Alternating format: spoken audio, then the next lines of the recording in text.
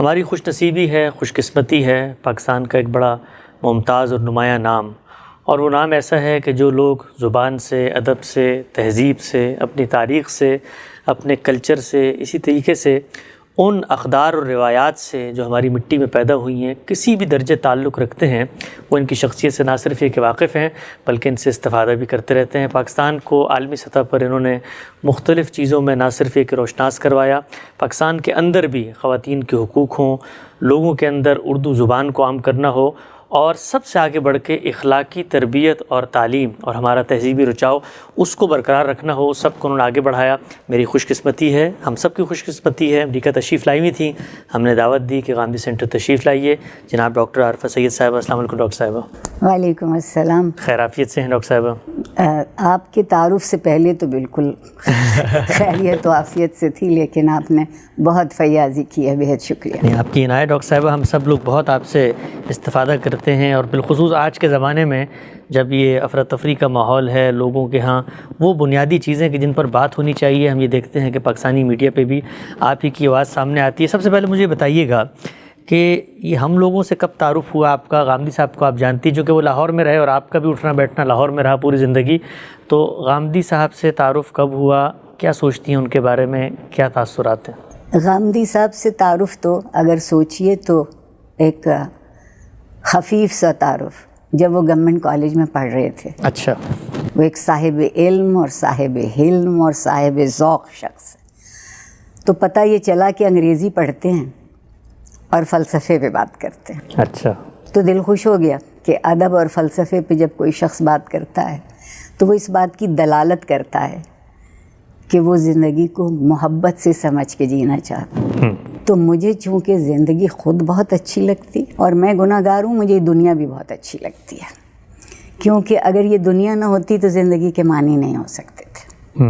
تو اس وجہ سے ان سے واقفیت ہوئی اور آہستہ آہستہ بڑھتی گئی۔ خوش نصیبی یہ ہے کہ جب میں نیشنل کمیشن کی چیئرپرسن ہو کے اسلام آباد گئی تو وہاں وہ اس وقت اسلامک آئیڈیالوجی کونسل کے ممبر تھے۔ آپ مت پوچھئے کہ دل کی ساری آرزو اور ذہن کے سارے سوالوں کی کیسے آبیاری ہوئی۔ میں ان کی اس طرح سے ممنون ہوں کہ آپ کو بتا نہیں سکتی، بہت سکھایا۔ اور دوسری سب سے اچھی بات جو لگی وہ یہ تھی کہ وہ کوئی بات ایسی نہیں کرتے جو دلیل، منطق اور عقل کی سمجھ میں نہ آئے۔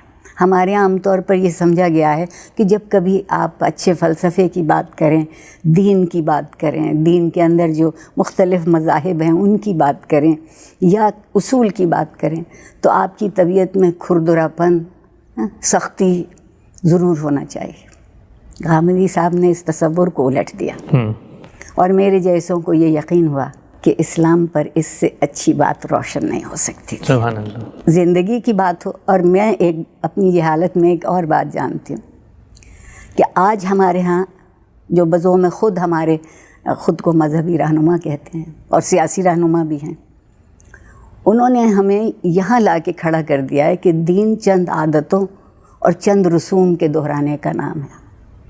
میرے جیسے دیوانے خوش نصیب اس لیے تھے کہ ایک اچھے خوش خیال گھرانے میں پیدا ہوئی، وہ کہ اس میں میرا نہ انتخاب ہے نہ مجھے کچھ میسر، اور اس سے فائدہ یہ ہوا کہ رسم اور عادتیں دین نہیں ہو سکتی۔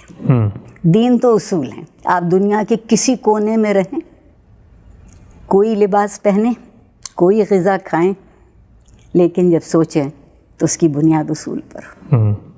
اس لیے اگر کوئی چیز کبھی نہیں بدلے گی تو وہ میرے رب کا دین نہیں بدلے گا۔ سبحان اللہ، بہت خوب، بہت ہی خوشی ہوئی۔ آپ کا تعارف آپ نے بتایا کہ بڑے زمانے لمبے عرصے سے ہے۔ ڈاکٹر صاحب یہ بتائیے گا، ہم لوگ تو اب آپ کو اس کو کہتے ہیں اپنی تاریخ کے ایک نمونے کے طور پہ چاہتے ہیں اپنی نئی نسلوں سے متعارف کرائیں۔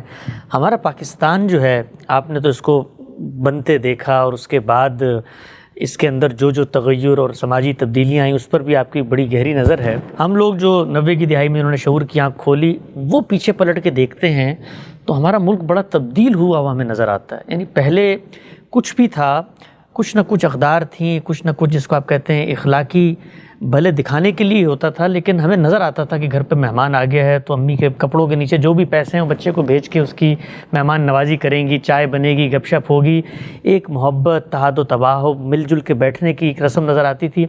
اب ہم جاتے ہیں پاکستان، ہر کوئی جیب اور جبی ایک طریقے کی جس کو آپ کہتے ہیں بلغوی مزاج، رد عمل، آپا دھاپی، افراتفری۔ سماجی سطح پر آپ محسوس کرتی ہیں کہ یہ ہمارا ملک بہت بڑا تبدیل ہوا؟ بہت زیادہ۔ اگر آپ جاہل آدمی کی ایک بڑی خوبی ہے کہ اسے کچھ معلوم ہو یا نہ ہو بولتا ضرور ہے۔ اس تعریف پہ میں صادق آتی ہوں، بہت بہت بات کرتی ہوں، اور مجھے سب سے زیادہ تکلیف اس بات کی ہے کہ جو جنوبی ایشیا کا مسلمان ہے اس کے پاس بڑی قوی اور توانا تہذیبی وراثت موجود ہے۔ میں روایت نہیں کہہ رہی، ورثہ موجود ہے، اور اس ورثے میں برداشت اور حلم سب سے بڑی چیز تھی۔ میں جنوبی ایشیا کا مسلمان ہوں، مجھے دوسرے مذاہب کے ساتھ جینا آیا، دوسری زبانوں کا احترام کرنا آیا، دوسرے لوگوں کے جو پیمانے ہیں آپ ان سے اختلاف کرتے ہوں صحیح، مگر ان سے دشمنی کی گنجائش نہیں ہو سکتی۔ اور میری سمجھ میں بہت دنوں سے یہ بات کہہ رہی ہوں، آپ شاید میری اس کو کچھ بہتر کر سکیں، کہ ہم اب ایک دوسرے سے وہ سوال پوچھتے ہیں جو خدا ہم سے پوچھے گا۔ بہت اہم بات کی آپ نے۔ ہم وہ سوال ہی نہیں پوچھتے جو ہم ایک دوسرے سے پوچھ سکتے ہیں، ہم وہ کام ہی نہیں کرتے جو ہم ایک دوسرے کے لیے کر سکتے ہیں۔ ایک عجیب وحشت ہے، اور وحشت سوائے دہشت کے، نفرت کے اور غصے کے کسی اور چیز کو جنم نہیں دیتی۔ رواداری میں کمال یہ ہے کہ وہ انس پیدا کرتی ہے، برداشت آپ میں آتی ہے، قبول کرنا ضروری نہیں ہے لیکن اس کی توہین نہ کرنا لازمی ہے۔ ہم نے توہین کا راستہ اپنا لیا، اور توہین کے راستے میں ٹکراؤ ہی ٹکراؤ ہوگا اور کچھ نہیں ہوگا۔ اس لیے میں مسلسل کہتی چلی جاؤں گی کہ آج کی دنیا جو تعلیم دے رہی ہے اس سے روزگار تو بہت اچھا نصیب میں آ سکتا ہے، لیکن وہ تعلیم تربیت سے جدا ہو گئی ہے، اور چونکہ تربیت سے جدا ہو گئی اس لیے نہ زندگی کے معنی آتے ہیں، نہ زندگی سے محبت ہوتی ہے، اور نہ زندگی قیمتی لگتی ہے۔ جی بالکل ٹھیک، میرا یہ خیال۔ نہیں، بہت ہی آپ نے اہم بات فرمائی۔ ڈاکٹر صاحب یہ بھی بتائیے گا کہ ہمارے ملک میں کم سے کم یہ تھا کہ ہماری ایک زبان تھی، زبان آپ سے بہتر کون جانتا ہے، ایک پوری تہذیب کو لے کر آتی ہے، پورا ایک علم ہے ماضی کی تراث سے، اس سے وہ آپ کو جوڑتی ہے اور آپ کی شناخت اس سے واضح ہوتی ہے۔ فارسی عربی تو ہم سے پہلے چلی گئی تھی، اردو اب چلی گئی، انگریزی ہمیں آتی نہیں ہے۔ آپ کو کیا لگتا ہے کہ پاکستان کے اندر اس وقت جو بچہ بڑا ہو رہا ہے اس کا ورلڈ ویو کیا ہے؟ یعنی وہ کہاں سے اٹھا ہے، اس نے کہاں جانا ہے؟ یہ زبان سے جو دوری پیدا ہوئی، اور ذرا یہ بھی بتائیے گا کہ دوری پیدا ہوئی کیونکہ لوگ اس کو بھی عام طور پر اتنا تسلیم کرتے ہیں، اردو تو ہم بول ہی رہے ہیں، تو اس زبان سے دوری نے ہمیں کہاں لا کے کھڑا کر دی؟ دیکھیے، زبان سے دوری کی آپ نے بہت اچھی بات کی۔ میں ہمیشہ ایک جملہ کہتی ہوں، آپ کے لیے بھی دہراؤں گی، کہ خیال کا وطن زبان ہوتی ہے۔ سبحان اللہ، کیا بات ہے۔ اور جب آپ کے پاس زبان کے لیے گنجائش نہیں رہے گی تو خیال تو ختم، خیال ختم ہو گیا۔ میں اور آپ لفظوں کے بغیر نہیں سوچ سکتے۔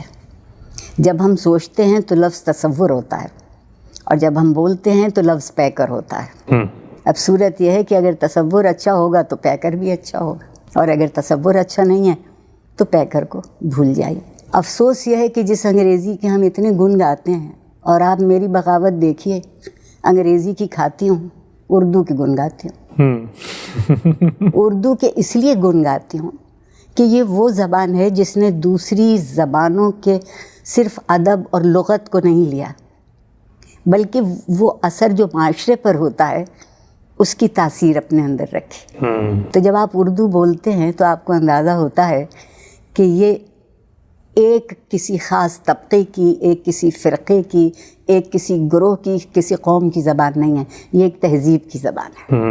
اردو نے کمال یہ کیا کہ تہذیب کو آپ کے سامنے مجسم کر کے کھڑا کرتی ہے۔ اگر اردو سے ہم ناواقف تو ہوئے، اب تو مذاق اڑاتے ہیں۔ جو کوئی اپنی زبان اور اپنے تہذیبی ورثے کا مذاق اڑاتا ہے، دنیا میں بھی آج بھی اس کے لیے کوئی گنجائش نہیں ہوتی۔ ہمارے ساتھ یہی ہوا ہے، بالکل ایسے ہی، گھبراہٹ کا شکار ہے جان، ہم لڑتے بہت اچھا ہے، ہم بات نہیں کر پاتے۔ بالکل صحیح۔ یہ بتائیے گا ڈاکٹر صاحبہ کہ آپ نے خواتین کے حقوق کی، جس کو آپ کہتے ہیں ایک طریقے کی پوری تحریک کو فکری سطح پر بھی اور عوامی سطح پر بھی جہاں جہاں آپ کو موقع ملا آپ نے یہ آواز بلند کی کہ بھائی یہ جو تفریق تمہارے ہاں موجود تھی اور بالخصوص ہمارے بر صغیر میں وہ نظر بھی آتی ہے، اس کے خاتمے کا وقت ہوا چاہتا ہے، اور وومن امپاورمنٹ، بچیوں کو یہ شعور دینا کہ تمہاری اپنی ایک شخصیت ہے، تمہاری ایک اپنی جداگانہ حیثیت ہے، آگے بڑھو اور سماج میں اپنا کردار ادا کرو۔ کچھ بہتری نظر آئی آپ کو پاکستان میں پچھلے کچھ عرصے میں تعلیم کے نتیجے میں خواتین کی خود مختاری کے حوالے سے؟ اگر ذرا سے پھیلا کے دیکھوں تو شاید بہت منفی جواب دوں گی کہ اتنا نظر نہیں آتا، لیکن ہوا ہے، لیکن ہوا ہے، اور ہوا اس وجہ سے ہے کہ جو مواقع انسانی حقوق کے لیے لڑ لڑ کے پیدا کیے گئے، اس میں بیٹیوں کے ماں باپ کی ذہنی سطح میں تبدیلی آئی، پھر وہ ان تک پہنچی، اور تبھی ہو بھی سکتا تھا۔ اگر کوئی معاشرہ کسی قدر کا ساتھ نہیں دیتا تو وہ پھل پھول نہیں سکتی۔ اس لیے جو میں ایک بات اور بھی کہتی ہوں، میں عورتوں کے حقوق کہتی ہی نہیں، انسانی حقوق ہیں۔ سبحان اللہ۔ کیوں عورت کا انسان نہیں ہے، اس کے حقوق کہیں اور سے آئیں گے؟ بالکل نہیں۔ میں بہت، مجھ سے اپنے بھی خفا ہیں، بیگانے بھی ناخوش، یہ انسانی حقوق کی بات ہے۔ اب یہ ایک اور بات ہے کہ پروردگار نے مجھ کو کن خاصیت اور کن خصوصیات کے ساتھ پیدا کیا۔ میرا ایک مادی وجود ہے، اس کی شکل و صورت مختلف ہے۔ اس مادی وجود کی شکل و صورت مختلف ہونے سے یہ کہاں ثابت ہوا کہ میرا اخلاقی وجود بھی مختلف ہے؟ سبحان اللہ۔ کیا جب میدان جنگ میں سپاہی لڑنے جاتا ہے تو قد لڑنے جاتا ہے، وزن لڑنے جاتا ہے، بینائی لڑنے جاتی ہے، کان لڑنے جاتے ہیں، یا حوصلہ، ہمت، ارادہ جاتا ہے؟ اگر یہ جاتا ہے تو وہ عورت کے پاس بھی ہے، اور جتنی چومکھی وہ زندگی میں لڑتی ہے، مرد اتنا چومکھی نہیں لڑتے۔ اور میرے پروردگار نے جب سزا اور جزا کیا میزان رکھی تو یہ نہیں کہا کہ عورتیں سب کی سب جہنم میں جائیں گی جیسا کہ ہم سے آج کے ملا کہتے ہیں، اور آپ سب لوگ جنت میں بیٹھیں گے۔ نہیں کہا کہ جو یہ کرے گا اس کے ساتھ ایسا ہوگا۔ یہ انمتا علیہم کا راستہ ہے اور یہ مغضوب علیہم کا راستہ ہے، چننا تمہیں جو چاہو چن لو۔ سبحان اللہ، بہت خوب۔ آخری سوال ڈاکٹر صاحب آپ کی خدمت میں، یہ بتائیے گا کیا پیغام دیں گی ہمارے ہاں کے نوجوان بچوں کو؟ اس وقت آپ جانتی ہیں کہ یہ پوری دنیا میں ٹیکنالوجی کا چکا چوند، ایک طریقے کے جس کو آپ کہتے ہیں آگے بڑھنے کا جذبہ، کیریئر اورینٹیشن، یونیورسٹیاں، ڈگریاں، تعلیم، نوکریاں، اور جو ہمارا اوور آل اسٹرکچر بن چکا ہے اور زمانے کی جو حرکیات ہیں اس میں ظاہری بات ہے معاش کے بغیر آپ جی بھی نہیں سکتے، تو ایک دوڑ نظر آتی ہے ہمیں ہر طرف کہ جی آپ نے جانا ہے اسکول، پھر وہاں پہ تعلیم کے بوجھ اٹھا کے یونیورسٹیاں، ڈگریاں، اور پھر اس کے بعد جا کے دنیا کے اس نظم اور کارخانے کو چلانا ہے اور اپنے بھی سامان کا بندوبست کرنا ہے۔ کیا بتائیں گی اس نوجوان کو کہ زندگی کیا ہے، اس کی حقیقتیں کیا ہیں، اور یہ سب کچھ تو تم کر ہی رہے ہو، اس کے علاوہ کیا کام کرنا ہے کہ یہ کرنے کے بعد تمہاری جو منتہا ہے، تمہارا جو امتیاز ہے بطور شرف انسانیت کے، اس تک تم پہنچ سکتے ہو؟ افسوس کہ یہ کام ہمارے ہاں جب میں پل بڑھ رہی تھی قبل از مسیح میں تو تربیت تعلیم کا لازمی جز تھی۔ خالی تعلیم کو کوئی کچھ نہیں جانتا تھا جب تک کہ وہ تعلیم تربیت سے وابستہ ہو کے، پیوستہ ہو کے، بلکہ پاک ہو کے آپ کے اندر نہ پہنچے، وہ آپ کے اندر قدریں رکھی جاتی تھیں۔ آج آپ دیکھیے کہ معافی چاہتی ہوں کہ ہمارے ہاں نوجوانوں کو ہیجان میں مبتلا کرنا سکھا دیا گیا ہے۔ بات کا جواب نہیں آتا تو آواز اونچی کر لو، مسئلہ حل نہیں کر سکتے جلوس نکال لو، کسی سے خفا ہو تو گالیاں دینا شروع کر دو۔ تو جو تہذیب کے عناصر ہیں وہ ہمارے بڑوں نے ہم سے، ہمارے نوجوانوں سے علیحدہ کیے۔ میں ان سے صرف ایک بات یہ کہتی ہوں کہ اگر اس مرحلے تک پہنچے ہو کہ خون گرم ہے، احساس شفاف ہے، دل اپنا صحیح جگہ پہ دھڑکتا ہے، تو بجائے اس طرح کے ایک اندھی تقلید میں گزارو۔ مجھے اسلام اچھا اس لیے بہت لگتا ہے کہ اس میں اندھی تقلید کی گنجائش نہیں، ہر کوئی اسے اتنا سمجھ لے جتنا اس کی سمجھ میں آتا ہے۔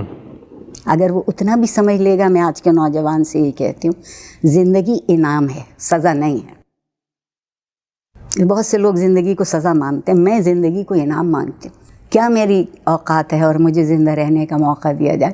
میں بڑی ہی عاجزی مگر بڑے اعتماد سے کہوں گی کہ میں پاکستان کی پہلی نسل ہوں، اور میں نے خوش پاکستان دیکھا، روادار پاکستان دیکھا، برداشت والا پاکستان دیکھا.